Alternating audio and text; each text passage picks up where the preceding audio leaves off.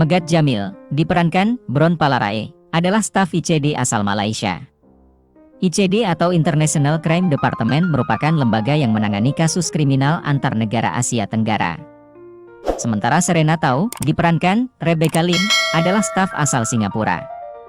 Mereka harus bekerja sama karena adanya penemuan mayat di jembatan yang menghubungkan kedua negara tersebut. Pada bagian jembatan milik Singapura, tergeletak mayat Monica Lee, seorang jaksa dalam kasus pencucian uang. Sementara bagian tubuh pada jembatan Malaysia milik seorang TKW asal Indonesia yang telah hilang 6 bulan lalu. Kedua bagian tubuh tersebut diletakkan berdempetan seakan merupakan tubuh dari satu orang saja. Padahal selain milik dua orang yang berbeda, waktu kematiannya juga berbeda. Monica Lee meninggal dunia 8 hingga 10 jam yang lalu. Sementara jenazah TKW tersebut telah dibekukan selama 6 bulan. Ia juga memiliki bekas luka terbakar akibat minyak di kakinya. TKW tersebut dituduh mencuri uang majikan dan kabur. Namun kepergiannya tidak dipedulikan oleh institusi hukum setempat. Sementara itu Daniel Chong, jurnalis media Asia Now, mendapatkan telepon misterius. Telepon itu menjanjikan sebuah informasi yang bernilai berita tinggi. Namun ternyata si penelpon hanya menjebak Daniel. Ia dituduh bertanggung jawab dalam membuang mayat di perbatasan Singapura-Malaysia. Mobilnya terekam kamera CCTV. Barang bukti lain juga tersimpan di mobilnya. Ia terjebak dengan bom yang akan segera meledak. Pada episode pertama saja kita akan diberi informasi yang melimpah tentang bagaimana kompleksnya plot cerita sampai 10 episode ke depan. Pembunuhan, pencucian uang, hukum yang timpang, penyelundupan tenaga kerja, hingga masalah rumah tangga dijadikan satu. Ini menjadikan The Bridge begitu menarik. Bila dibandingkan dengan Pretty Little Liars, serial ini terasa lebih berat sekaligus berbeda. Kita sudah biasa melihat drama remaja yang serupa produksi dalam negeri, tapi The Bridge adalah serial crimes. Sesuatu yang jarang disentuh sineas kita.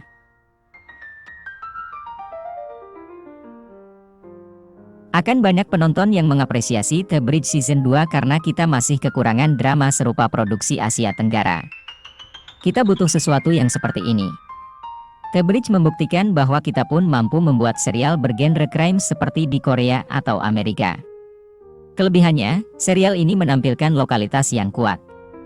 Seperti dialek, setting, dan sentuhan budaya yang tidak kita temukan di drama Korea ataupun serial buatan Netflix. Selain riset yang cukup mumpuni mengenai dunia kriminal, The Bridge juga mampu memberikan setting yang meyakinkan pada penonton. Kita akan melihat setting rumah yang relatable. Bila kadang kita melihat sinetron Indonesia dengan setting yang kaku dan tidak terasa benar-benar seperti rumah, maka kita akan melihatnya di The Bridge. Rumah yang berantakan, barang yang bertumpuk di laci, remote TV, hingga anak yang mengejarkan PR di meja makan bukan di meja belajar.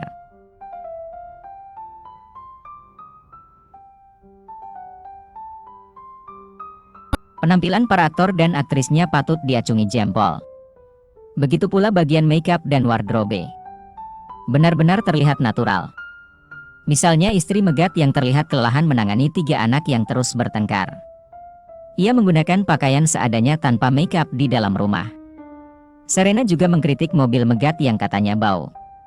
Megat mengatakan beginilah mobil seorang lelaki yang memiliki anak masih kecil. Berantakan dan bau tak sedap. The Bridge juga berani menyoroti bagaimana buruh migran seringkali dikesampingkan di mata hukum. Ketika ada TKW hilang, otoritas hukum setempat tidak cukup berusaha untuk mencarinya. File perkaranya juga tipis. Ditambah lagi banyak orang Indonesia yang diselundupkan secara ilegal, membuat mereka semakin rentan mendapatkan ketidakadilan. Di mata hukum, mereka tidak ada artinya hidup ataupun mati. Otoritas hukum juga tidak bersusah payah mencurigai majikan mereka karena punya prasangka bahwa buruh migran pasti melakukan kesalahan. Musim kedua dibuka dengan penemuan pembunuhan mengerikan di atas kapal yang ditemukan oleh penjaga pantai Malaysia di Selat Malaka, yang memiliki hubungan dengan Singapura dan Indonesia. Hal ini menjadikannya kasus yang sempurna untuk ICD. Sebuah unit kepolisian antar pemerintah antara negara-negara Malaysia, Singapura, dan Indonesia. Merupakan pilihan yang berani dari para produser untuk tidak menuruti keinginan penonton. Mereka dapat dengan mudah menuliskan banyak sekali eksposisi dalam episode pembuka, untuk memperkenalkan dunia yang mereka bangun kepada penonton baru. Itu akan sangat menghambat alur cerita. Namun, melalui penulisan yang cukup bagus, detail penting musim pertama tersebar di sepanjang 4 episode pertama ini. Lupa bahwa ini adalah seri kedua itu mudah, karena semua detail musim pertama diperlakukan hanya sebagai informasi latar belakang bagi penonton untuk membenarkan tindakan karakter.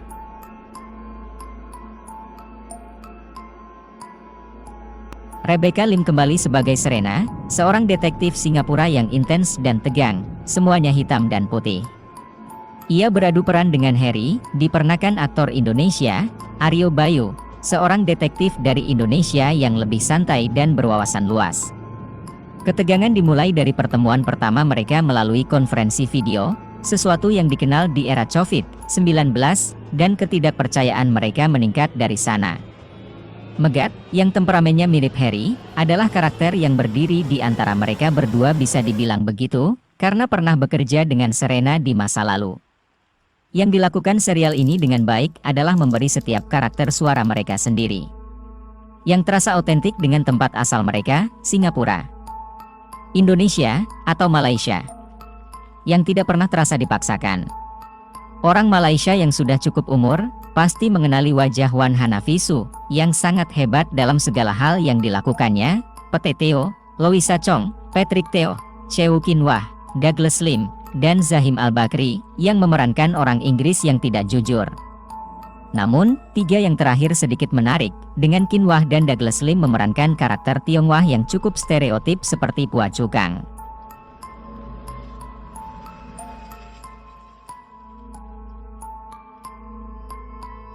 ICD Indonesia dipimpin oleh Komandan Bayu, diperankan Lukman Sardi, dengan anggota Harry dan Indah, diperankan Wulandari Herman. Mereka terlibat dalam penyidikan kasus pembunuhan WNI yang terkait perdagangan heroin.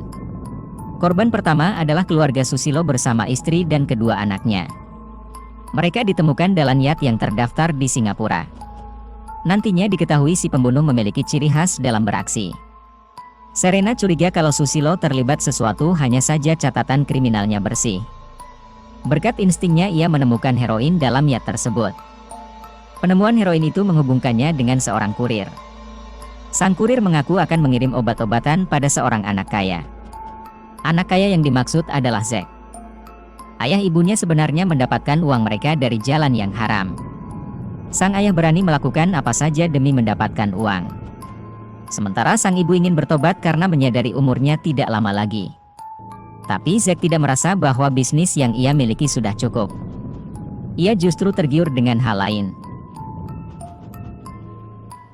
Episode pertamanya sudah sangat kompleks. Sebenarnya kasus yang dihadapi oleh ICD alias Badan yang menangani kasus kriminal di Asia Tenggara ini tak hanya narkoba dan pembunuhan. Kita akan melihat clue dari episode pertama seperti mafia, intrik bisnis, hingga kasus kekerasan seksual. Selain itu, nampaknya akan ada office politik yang membuat kerja pada staf ICD ini terhambat. The Bridge Season 2 nampaknya ingin lebih berani lagi dengan mengangkat tema yang lebih berat. Dibanding Season 1, Season 2 akan menggambarkan lebih dalam seluk-beluk dunia hitam di Asia. Tentu saja ada risiko dari hal ini. Bisa saja nantinya akan banyak plot hole atau dramanya terasa terlalu berat untuk dicerna penonton. Namun The Bridge sendiri memang memiliki kekuatan. Bila melihat season 1-nya kita bisa menyadari bahwa skenarionya cukup smooth. Walaupun karakter dalam serial ini dari berbagai negara, mereka digambarkan dengan baik.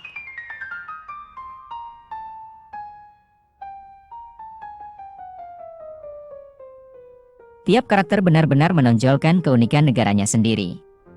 Menggunakan bahasa maupun dialeknya masing-masing serta menyindir perbedaan budaya antar negara. Tidak ada negara yang lebih ditonjolkan ataupun dianaktirikan. Semua mendapat porsinya masing-masing untuk bersinar. Ini menarik karena pasti penulisan skenarionya sulit. Sang penulis harus berhati-hati agar tiap karakter terlihat otentik sesuai dengan asal negaranya dan tidak terlihat seperti orang yang tidak punya latar belakang. Bahkan kita bisa melihat serial ini sengaja memilih nama karakter yang benar-benar menggambarkan asal-usulnya. Misalnya karakter Indonesia bernama Harry dan Indah. Pada karakter Malaysia, orang tuanya dipanggil emak sementara sang suami yang dianggap punya posisi prestige memiliki gelar datuk. Kita juga akan melihat nama peranakan yang unik dan tidak kita dengar di film produksi Indonesia. The Bridge tak hanya menyajikan serial yang menegangkan tapi juga membuat kita mempelajari budaya masing-masing negara. Harus diakui salah satu kesuksesan awal dari The Bridge adalah pemilihan aktor dan aktris yang tepat dalam memerankan masing-masing karakter. Bisa dibilang, hampir semua tokoh antagonis dalam serial ini memiliki akting gemilang. Mereka sangat menonjol dan mampu menunjukkan harismanya masing-masing. Bukan hanya karena sebagian adalah aktor dan aktris kawakan yang telah puluhan tahun berkarir. Sebagian masih muda tapi berakting apik. Sekali lagi The Bridge menunjukkan bahwa Asia Tenggara mampu memproduksi serial yang sangat keren. Selain ketegangan yang lebih intens dibanding season sebelumnya, ide ceritanya pun patut diacungi jempol. Serial ini akan sangat dinikmati oleh para pecinta genre crimes.